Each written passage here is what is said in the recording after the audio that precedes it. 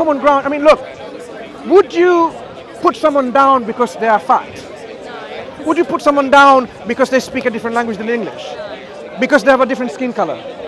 So that's unfortunately the mentality of many people. They're racists, they are, I don't know how we're going to call it, shapist, fat, thin, whatever. Islam, when we come and talk about it, we say, look, it doesn't discriminate in anyone on any of these grounds. There is no discrimination between people in their language, in their color, in their race, in their wealth, whatever. The only difference between human beings is who's more righteous and pious, God conscious in the sight of God. So you can say, oh, look at this individual who's so good in terms of their attitude and their behavior, in their etiquettes, in terms of dealing with people. This man or this woman is helping the poor and the needy, is speaking the truth always, compared to the other person who say it's not. So that is the distinction we can say is a reasonable distinction to make, in who is better, right? So that is the message of Islam in terms of interaction with people. Our Prophet Muhammad sallallahu alaihi wasallam, do you know about anything about him? Okay. Only what she just told me, which is probably not true. He said there is no superiority over an Arab over a non-Arab, and over a non-Arab over an Arab, or a black man or a white man. So a black man, a black person, is not superior to a white person, and a white person is not superior to a black person. There is no superiority. The only difference, as I said, is God consciousness and piety. The same Prophet said, stand firm in witnessing, okay? Even if it goes against your own self, witnessing to the truth. Even if it goes against your kith and kin. That means when you are going to be a just witness, a person who's going to give testimony, you need to speak the truth even if it goes against your own self, against your own family. So our Prophet, because he's a spokesperson of our Creator, is told to say that, he said this, even if my daughter, Fatima, even if she were to steal, the punishment, not on camera please, on her, right? Even if the daughter of the Prophet, if she were to steal, of course she would not, even if she were to, the punishment should be implemented on her. Now look at what happens in society. If you're powerful and rich, if you're a monarch, if you're a king or a prime minister, what happens if your children of your family does something wrong, a crime? Right? It's like the law doesn't apply to you. You bribe the law system so that the punishment is not implemented. That's what people do. But in Islam, the system is there.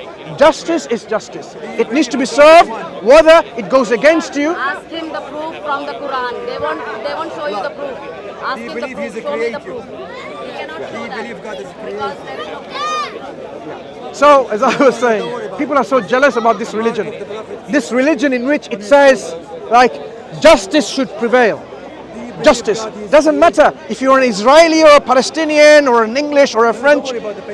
Justice is implemented. You should not violate being unjust. So you should not go and, for example, talking about occupying someone else's land. As an English person, if you did that to French, that's injustice. Just because you have the power. You know how English went and colonized most of the world, right? At one point. And they looted the world and so on and so forth. In the eyes of justice, that was wrong. And we have to be, open to this. Like English people did wrong, and whatever is done wrong, we can see if we can mend it back, rectify it. So if it means that the English monarchy and government needs to pay back to these colonized countries, they went to West Indies and Indian subcontinent and so on, give them back what you've looted, for example. That would be justice served. So Islam is built on this primary foundation of justice. So when Islam says, you need to be just to yourself, and what does it mean? You acknowledge that you have a creator, and you give right to that creator. Look, did your parents give you life? Did my parents give me life? They didn't. They were only a process to bring us in life. Life is something like, if life goes away from me, you know what's going to happen? I'll just fall dead. Like a piece of meat, I won't move. Life is something that animates me. Like your soul. Do you know something that animates me, keeps me still living. When that goes away, my soul departs from my body, it will be a piece of meat flat on the ground. It's not going to do anything. So do you believe, obviously, this is you only have one life, and then you die and you go to, is it Jannah then? Jannah or paradise or heaven. So we believe in this life is a life of test to fulfill the purpose what we are created for, which is to worship God alone without any partners. Not saying God has a daughter or a brother or uncle or a wife or a son, whatever. God is one. And we can talk about why God is one. Even rationally it makes sense. Based on our belief and our actions, we will be judged once everything is destroyed at one point. Everything will come to an end at one point. It will be all destroyed. But there will be recreation again, and there will be a day of judgment. And that judgment, no one can help anyone. Your father, your mother, your brother, your uncle, your king, your nation, no one can help you. Everyone will be like shaking with their feet, like there's no helper but what they have accrued in terms of their belief and their actions. The judgment will be such that not an iota of injustice will be done. At that day of judgment, God is the one who will be judged. So no one can help you. Are we ready for that judgment? Did we fulfill our obligation? Did we actually give the right to our Creator why we are created for? So when I talk about life, sometimes people don't talk about it.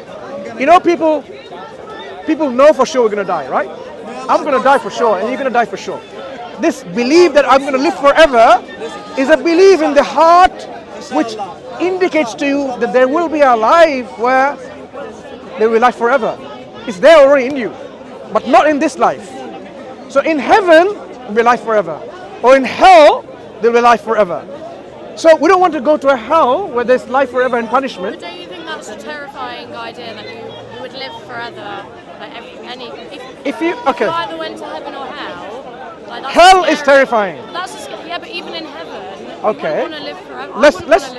Let's when you're happy, when you're immersed in joy and happiness, do you feel bored? Not at that moment. Yeah, but I am happy. No, when you are happy, at any moment of extreme felicity, joy and happiness, ecstasy, right? This joy that you have, at that point you don't say, oh, it's boring. You enjoy the moment, right? Yeah, now, heaven is constant continuation of this enjoyment. You will never feel bored. You will never feel, I don't like it anymore. Just like your momentary happiness, you don't feel bored. And in fact, at point of ecstasy and happiness in this life, you want it to last long, don't you? We all want it to last longer. I want to be even more happier. Heaven is that continuation of happiness forever and forever. So it's not going to be something like you'll be afraid of. You'll be enjoying that life. Right, okay, yeah. I understand what you're saying. Yeah. So as Muslims, we say life is given by our Creator, not by our parents, not by evolution, Your friend's back. not by evolution. If our parents were the one who gave us life, what if I died as a child and you died as a child? If they had the ability to give life, they should be able to give life again, right? Because they have the ability. But guess what happens? Every parent, when their child dies, they keep crying and crying because they can't give life again. That demonstrates without a shadow of doubt, they were not the one capable of giving life. They're only a process. Come together and a process, and that happens. So life is given by who? The one who has fashioned us in such a proportion. Look at my fingerprints and your fingerprints. Is it the same? Your fingerprints and my fingerprint, is it the same? Everyone's fingerprints are different. Who or what is making this uniqueness? Look, if you roll a dice, this gentleman rolls a dice. All the people roll a dice. It is a possibility. It's a possibility that you might get 1.1, and he might get 1 as well, right? Yeah. Right, isn't it? By chance. If it was by chance, everyone's fingerprint should have been at least 2 or 3 or 5 or 100 fingerprints should be the same. But it doesn't happen. If you roll a dice by chance, excuse me. If you roll a dice, by chance, two dice can have the same number. 6, 6, 5, 5, and so on. By chance. But fingerprints, always unique. That tells us again, this is not by chance, it's by intentional design. Intentional design can only come from what? An intentional designer. These are enough evidence for us to be convinced of a creator who created us. You see, you can go to science and philosophy, both can tell you and convince you there is a creator. You know, when some people say, I don't believe in God, guess what happens? When they're about to die, like a plane, and then it says, pilot says, we've lost our engines. They don't, at that time, they don't say, oh, Teenage Ninja Mutant Turtles, save me. Oh, Superman Clark Kent, save me. Do you know who they turn to? That's true, yeah. They turn to God. I never said I didn't believe in God. Now, there are people, if you ask them, they will say, no, I don't believe in God. The same people, when in a situation like this, they turn to God that they believe doesn't exist. Why? So in our heart, in our mind, in our intuition, basically it's called internal natural disposition, a fitra is the Arabic word, in which we know that our Creator exists. And we know our Creator is worthy of our thanks and our praises and our gratitude. When we say about gratitude, if I was walking on the street, right? You as a compassionate person saw me having an accident. Call the ambulance, got on the ambulance, took to the hospital. Not in England, so another place, remote place. I needed blood, I was dying. You said, check my blood. Your blood matched with mine. You gave blood to save me. I'm still losing blood, I'm dying. One of my kidneys failing, two of my kidneys fail. I'm gonna die. You said, check. You gave one of your kidneys to save me. I wake up 1 week later. I asked the nurses, and I found out you have done all this to me. You were under no obligation, you didn't know me, you only met me in Speakerscorner. You were not under obligation because you are kind and compassionate and you are merciful. I find this out, what would be my natural response to you? Get lost? Or should I say, thank you for saving me? Which should be my natural response? Gratitude. Gratitude. The one who gave us 2 kidneys and a heart to circulate the blood around the body, the lungs to receive oxygen, the food to take in, to employ in our body to distribute energy. The creator of my body, the one who gave me life and the means to sustain it. Should I not be thankful? I should be thankful. That is the natural response. So Islam tells us, why we are here is to thank God, glorify God, praise God, to be grateful to God. How we do this is by first recognizing, acknowledging, and knowing how to do that. If you have a friend who wants to appreciate your friendship, right? He wants to give you a gift. This friend of yours, let's say he's a footballer. He plays football. He lives football. He dies football. That's the obsession he has with football. So he has his boot that he uses to play football and score goals. He won so many matches with this, playing with this ball. So he considered, what I'm going to do, I'm going to wrap my smelly boots and I'm going to give it to my friend. But guess what? He didn't even ask you or want to find out whether you like football or not. You hate football. You don't like this much, let alone smelly boots. And he gives it to you. You will say, I can understand where it's coming from, but he should have at least known how to appreciate, and so on and so forth. So that's why what I'm saying is, many people, they want to appreciate God because they know God is their creator by their own thinking. Some Hindus, not Hindus in general, these are certain group, so I'm not generalizing Hinduism. There was a Channel 4 documentary many years ago, certain groups where these people, to appreciate and show their love to God and their worshipping of God, they baked their own excretion and ate it to show appreciation. Now, we will say that's disgusting, but they don't consider it to be disgusting.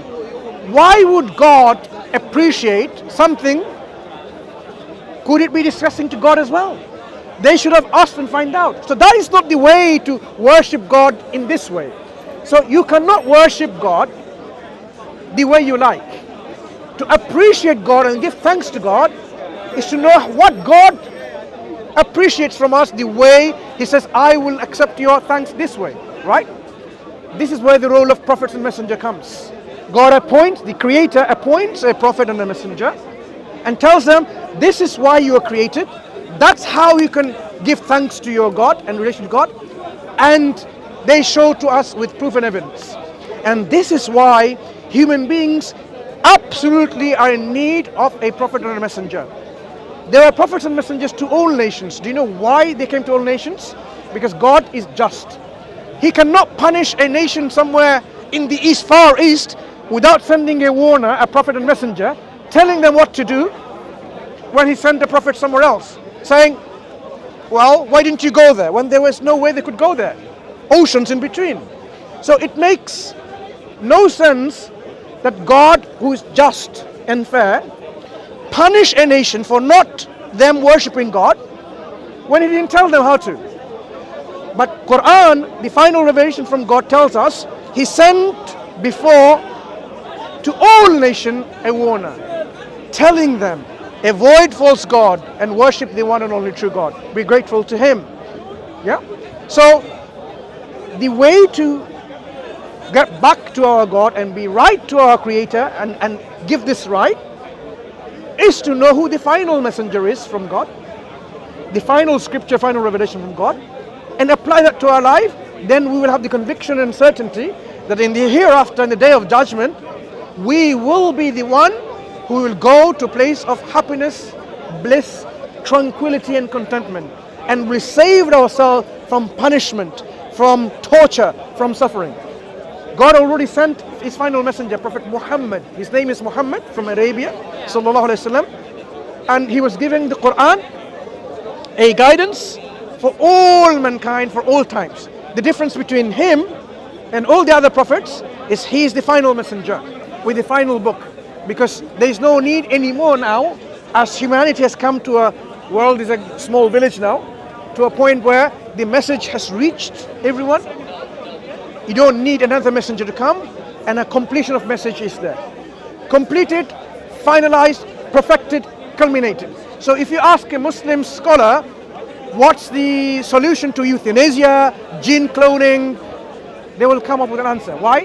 The principle of guidance is given.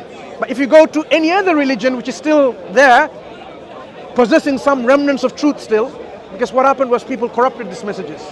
When a prophet and a messenger came, after they passed away, they changed the message and corrupted that guidance. And that's why there are different religions today.